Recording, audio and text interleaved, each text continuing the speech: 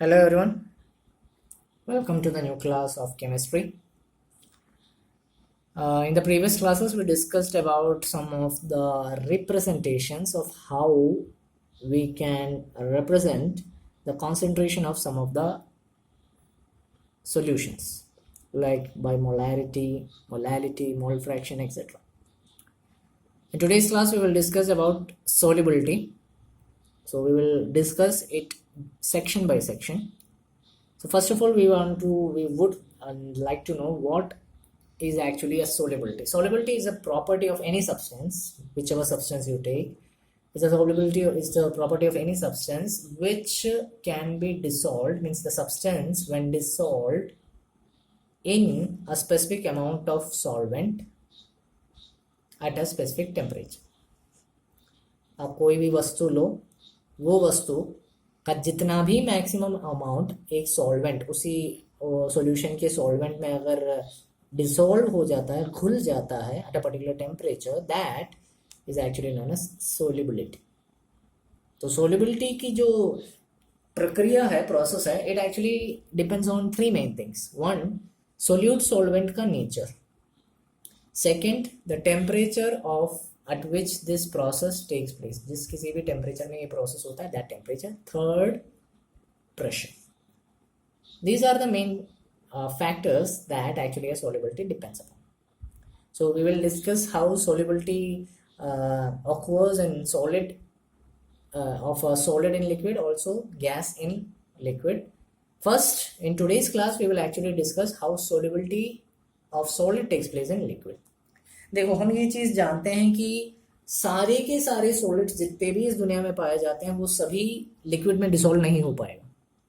Like for example sodium chloride जो नमक है और जो शुगर है, चीनी है, वो पानी में घुल जाता है. लेकिन कुछ केमिकल जैसे नेफ्थलीन सुना होगा आप लोगों ने, कहाँ पर, हाँ, कॉकरोच को मारने वाली छोटी सी गोली जैसा स्ट्रक्चर देखा होगा आप लोगों ने, एक या फिर जो लक्ष्मण रेखा वगैरह जो भी चीज़ें आती हैं उनके अंदर के जो केमिकल्स रहते हैं, it is actually naphthalene and also anthracene. ये भी थोड़ा एक केमिकल रहता है, एंथ्रासीन एंड नेफ्थलीन. ये पानी में डिसॉल्व नहीं हो पाएंगे, बट सो नमक और चीनी पानी में डिसॉल्व हो जाते हैं. एंड इसका जस्ट उल्टा, अगर यही दोनों चीज़ नेफ्थलीन और एंथ्रासीन अगर लेते हैं तो ये बेंजीन में डिसॉल्व हो जाते हैं.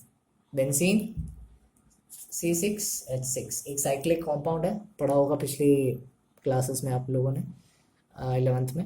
एक साइक्लिक कॉम्पाउंड है एंड बेंजीन का जो स्ट्रक्चर है, बेंजीन के अंदर सोडियम क्लोराइड और शुगर कभी भी डिसॉल्व नहीं हो पाएगा, है ना. So thus we can say conclusion from that कि जितने भी पोलार सोल्यूट है या फिर जितना भी पोलार सोल्यूशन हम लें, पोलार सॉल्यूशंस मतलब हम जानते हैं जिसमें पॉजिटिव नेगेटिव आयन्स वगैरह रहते हैं, तो जितने भी पोलार सॉल्यूशंस लेते हैं उसके पोलार सोल्यूट हमेशा पोलार सॉल्वेंट में डिसॉल्व होते हैं और नॉन पोलार सोल्यूट हमेशा नॉन पोलार सॉल्वेंट में डिसॉल्व होते हैं, है ना. जैसा मैंने अभी कहा, जो पोलार सोल्यूट है, जो भी पोलार सोल्यूट होते हैं वो हमेशा पोलार सॉल्वेंट्स में डिसॉल्व होते हैं and the non polar solutes always dissolve in the non polar solvent. Sodium chloride और शुगर वगैरह एक्चुअली पोलार सोल्यूट्स थे, इसलिए वाटर में डिसॉल्व हो गए. और नैफ्थलीन एंथ्रासिन जैसे नॉन पोलार सॉल्वेंट्स बेंजीन में डिसॉल्व हो गए because they are non polar solutes. So solubility का एक तरीका अगर देखा जाए तो उसमें कुछ चीज़ों को जानना बहुत ज़रूरी है कि how actually solubility takes place, whether it may be of solid in liquid or whether it may be the gas in liquid. पहले सॉलिड इन लिक्विड का देख लेते हैं. इसमें प्रोमिनेंट तरीके से होने वाले दो प्रोसेस के बारे में हम बात करेंगे. पहला है डिसोल्यूशन प्रोसेस, दूसरा है क्रिस्टलाइजेशन प्रोसेस. जब भी कोई सॉलिड लिक्विड में डिसॉल्व होता है तो ये दो प्रोसेस जरूर होते हैं. So what is a dissolution process? अगर आपके पास सॉलिड सोल्यूट है, लेट्स से फॉर एग्जांपल आपके पास है sodium chloride, then this sodium solute solid solute when just gets dissolved in the solvent, अपना solvent suppose water, तो उसमें क्या होगा, सॉल्यूशन, पूरे सॉल्यूशन का कॉन्सेंट्रेशन इंक्रीज हो जाएगा. This actually is actually the process of dissolution. नमक लिया, पानी में डाला, नमक सोल्यूट, पानी सॉल्वेंट, नमक को पानी में डाल दिया, पानी जो सोल्यूशन था, ऑलरेडी सोल्यूशन जो था जिसके अंदर कुछ नहीं था, नमक के डालने की वजह से उसका सोल्यूशन कॉन्सेंट्रेशन बढ़ जाएगा.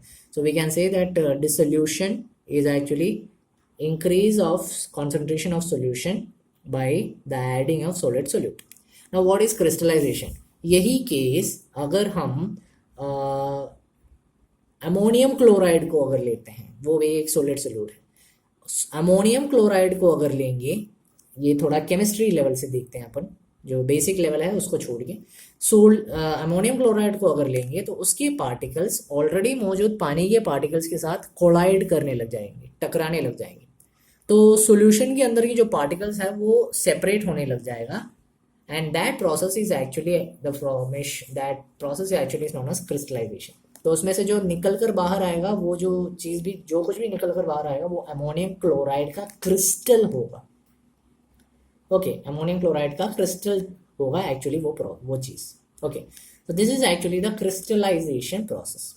अब यहाँ पर मैंने इन दोनों चीज़ों को क्यों डिस्कस किया, एक कंडीशन के बारे में बताना है आपको. यहाँ पर अगर हमारे पास एक ऐसा कंडीशन आया जहां पर डिसोल्यूशन और क्रिस्टलाइजेशन एक ही रेट पे हो, मतलब एक पर्टिकुलर स्टेज आ गया कि जिसमें एक सॉल्यूशन के अंदर क्रिस्टलाइजेशन प्रोसेस भी हो रहा है, डिसोल्यूशन प्रोसेस भी हो रहा है सेम रेट में, तो वहां पर ऐसे कंडीशन में क्या होगा, जितने भी नंबर ऑफ पार्टिकल्स मिक्स हुए हैं उस सॉल्यूशन में, उस सॉल्यूशन के अंदर जितने भी पार्टिकल्स मिक्स हुए हैं वो हमेशा इक्वल रहेंगे बाहर निकले हुए सोल्यूट पार्टिकल्स के.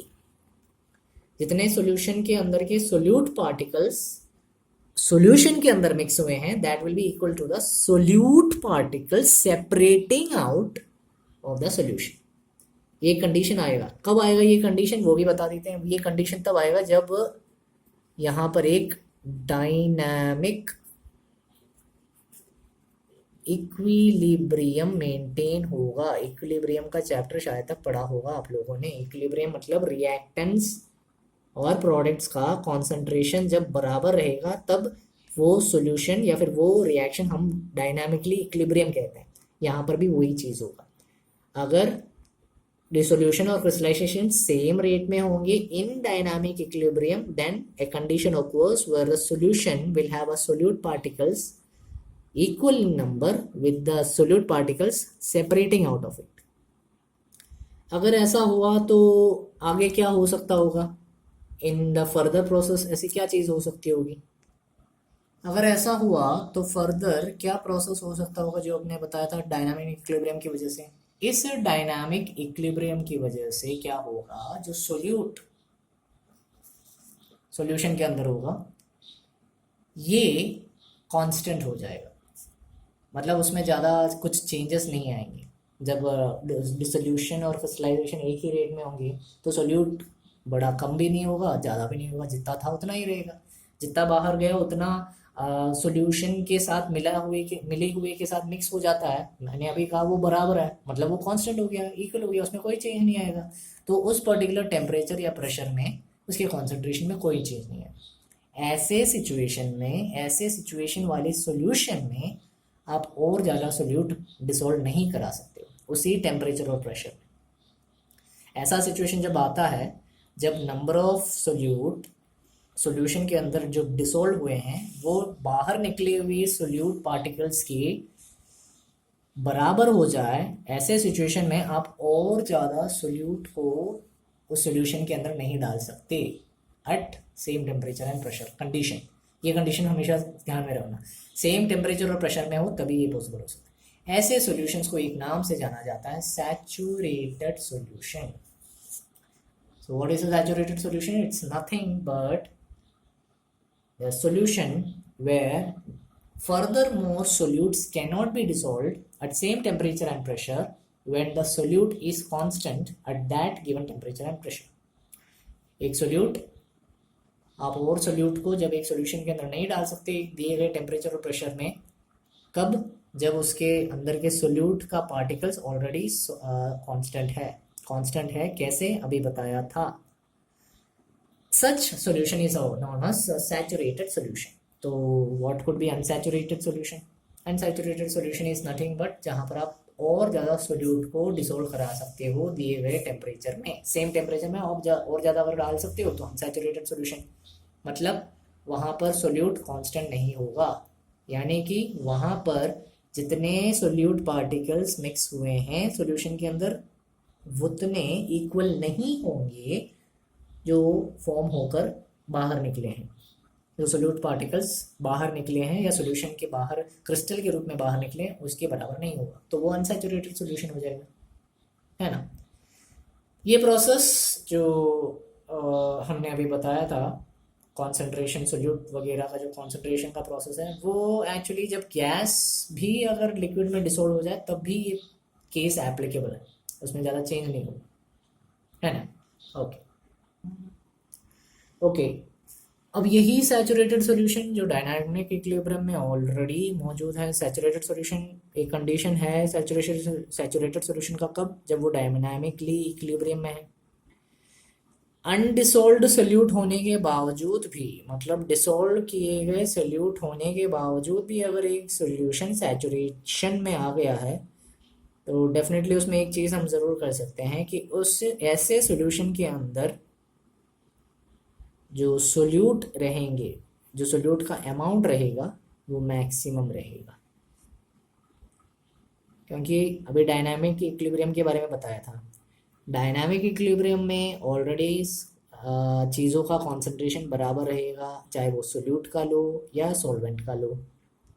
डायनामिक इक्विलिब्रियम के चलते आपको सैचुरेटेड सॉल्यूशन मिलेगा, तो जाहिर सी बात है कुछ ऐसे सोल्यूट ज़रूर रहेंगे जो डिसॉल्व हुए बिना रहेंगे। सारे सोल्यूट के बारे में हमने यहाँ पर डिस्कस नहीं किया, मैं वो वापस कह देता हूँ।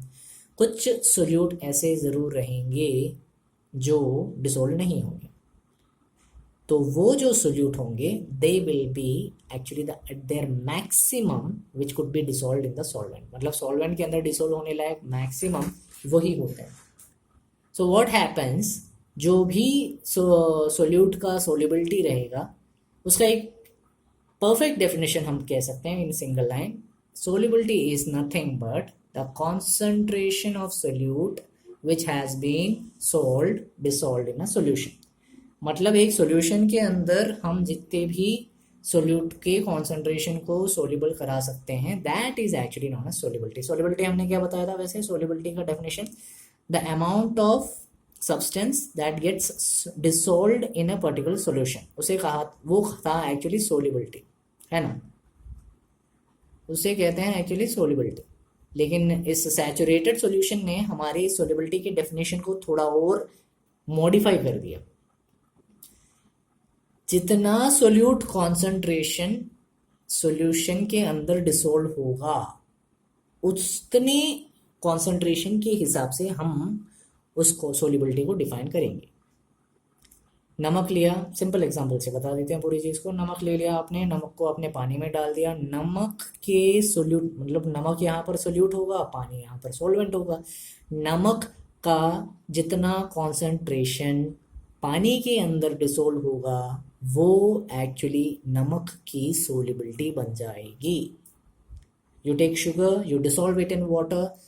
What amount of sugar gets dissolved or what concentration of sugar gets dissolved in the solution will be the actual solubility of sugar. Clear? Okay. So regularly हम एक चीज़ ज़रूर बोलते रहते हैं, टेम्परेचर प्रेशर। सोल्युबिलिटी हमेशा 3 फैक्टर्स पर depend करता है। एक फैक्टर हमने बता दिया, सॉल्वेंट सोल्यूट का नेचर, मतलब सॉलिड जब लिक्विड में डिसॉल्व होता है तब जो नेचर होता है उसके बारे में अभी जस्ट डिस्कस किया। अब देखते हैं कि टेम्परेचर और प्रेशर की वजह से क्या डिफरेंस आता है। सपोज जो भी सोल्युबिलिटी लिया है, एक जाहिर सी बात ज़रूर है कि वो ज़रूर टेम्परेचर पर डिपेंड करेगा। अब कैसे डिपेंड करता है देखते हैं।